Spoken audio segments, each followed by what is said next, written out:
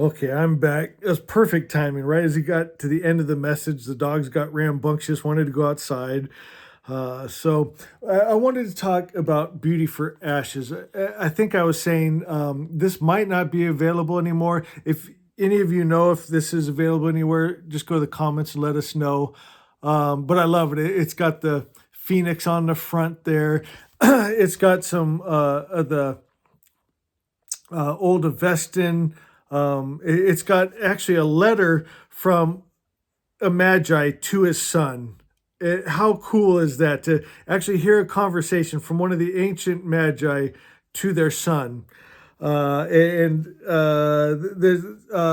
hymn of the pearl is in this. Can I read that to you? It's one of the most beautiful poems ever. Those of you that have followed me for any amount of time, whenever I tried to read this, I used to start crying, but I think I could get through it okay. But the message is so beautiful. It's got some stuff from Still Pools of the Mind in here. It's just beautiful. Different quotes. If you can find this, get it. Beauty for Ashes. So the Hymn of the Pearl. And then after this, we'll play some beautiful music and then call it a day. But thank you for spending this time with me. And did you guys enjoy that message? It just felt so hopeful. It felt so just connected to you and Mazda and the Magi. And it just, I felt the real. I felt the truth. I felt the love. I felt that heart-to-heart connection. And I felt like with this video, we're going to make more of those connections. More of that love, which I'm thinking, oh my gosh, I'm already so full of love. Can we handle more? I'd like to find out. So the Hymn of the Pearl. When I was a little child in my father's palace and enjoyed the wealth and luxury of those who nurtured me, my parents equipped me with provisions and sent me out from the east, our homeland. From the wealth of our treasury, they gave me a great burden, which was light so that I could carry it by myself. Gold from the land above, silver from great treasuries, and stones, chalcedonies of India and agates from Kushan. And they girded me with steel, and they took away from me the garment set with gems and spangled with gold, which they had made out of love for me. And the yellow robe which was made for my size, and they made a covenant with me and wrote it on my heart that I might not forget. If you go down to Egypt and bring the one pearl which is in the land of the devouring serpent, you shall put on again that garment set with stones and the robe which lies over it. And with your brother, our next in command, you shall be a herald of our kingdom. And so I departed from the east on a difficult and frightening road, led by two guides. And I was very young to travel on it. I passed over the borders of the Mosani, where there's the meeting place of the merchants of the east, and reached the land of the Babylonians. I went down to Egypt, and my companions parted from me. I went straight to the serpent and stayed near his den, until he should slumber and sleep, so that I might take the pearl from him. Being alone, I altered my appearance and seemed an alien even to my own people. But I saw one of my kinsmen there, a freeborn man from the east, a youth fair and beautiful, the son of the courtiers. He came and kept me company, and I made him my intimate friend, a comrade with whom I communicated my business, being exhorted to guard against the Egyptians and against partaking of unclean things. I clothed myself in garments like theirs, so I would not be seen as a stranger, and as one who had come from abroad to take the pearl, lest the Egyptians might arouse the serpent against me. But somehow they learned that I was not their countryman, and they dealt with me treacherously, and I tasted their food, and I no longer recognized that I was a king's son, and I served their king. I forgot the pearl for which my parents had sent me, and I fell into a deep sleep because of the heaviness of their food. While I was suffering these things, my parents were aware of it, and they grieved over me.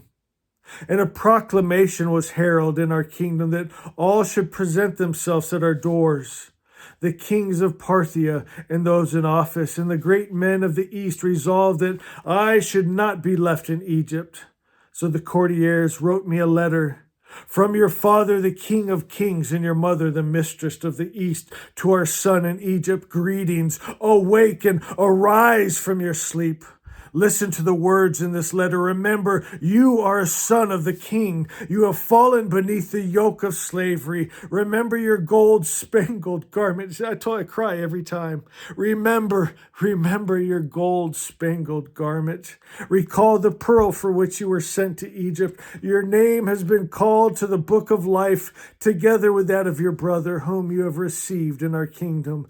And the king sealed it to make it an ambassador. I arose from my sleep when I recognized its voice. I took it up and I kissed it as I read it. It written concerned that which was engraved on my heart. And I immediately remembered that I was the son of the king, and that my freedom demanded my people. I remembered the pearl for which I had been sent to Egypt, and the fact that I had come to snatch it from that terrifying serpent.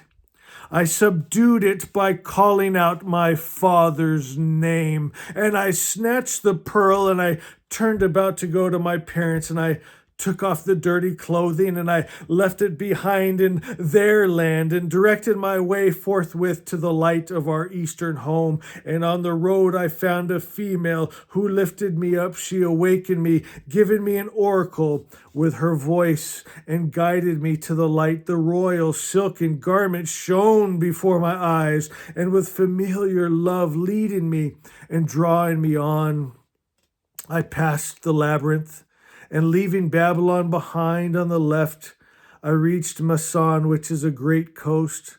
But I could not recall my splendor, for it had been when I was still a child and quite young that I had left it behind in my father's palace. But when suddenly I saw my garment reflected as in a mirror, I perceived in it my whole self as well. For though we originated from the one and the same, we were partially divided. Then again, we were one with a single form. The treasurers to who had brought the garment I saw as two beings, but there existed a single form in both. One royal symbol consisting of two halves, and they had my money, they had my wealth in their hands, and they gave me reward, the fine garment of glorious colors, which was embroidered with gold and precious stones and pearls to give a good appearance. It was fastened at the collar, and the image of the King of Kings was all over it. Stones of lapis lazuli had been skillfully fixed to the collar. And I saw in turn that motions of knowledge were stirring throughout it, and it was prepared to speak. Then I heard it speak. It is I who belong to the one who is stronger than all people, and for whose sake I was written about by the Father himself. And I took note of my statue, and all the royal feelings rested on me as its energy increased. Thrust out by his hand, this garment hastened to me as I went to receive it, and a longing aroused me to rush and meet it and receive it. And I stretched out and I took it, and I adorned myself with the beauty of its colors, and I covered myself completely with my royal robe over it. When I had put it on, I ascended to the land of peace and homage, and I lowered my head, and I prostrated myself before the splendor of the Father who had sent it to me. For it was I who had obeyed his commands, and it was I who also had kept the promise, and I mingled at the doors of his ancient royal building. He took delight in me and received me in his palace. Is that beautiful? So beautiful. Thank you for those who stayed after the message to hear that. I feel sorry for those that left, don't you? I've noticed that with the videos. Sometimes at the end, when many have checked out, There's a special gift for those of us that stay. And that was so beautiful. The Hymn of the Pearl. All right, guys, I'm going to leave you with just some beautiful music of Asha. And know I love, love, love you.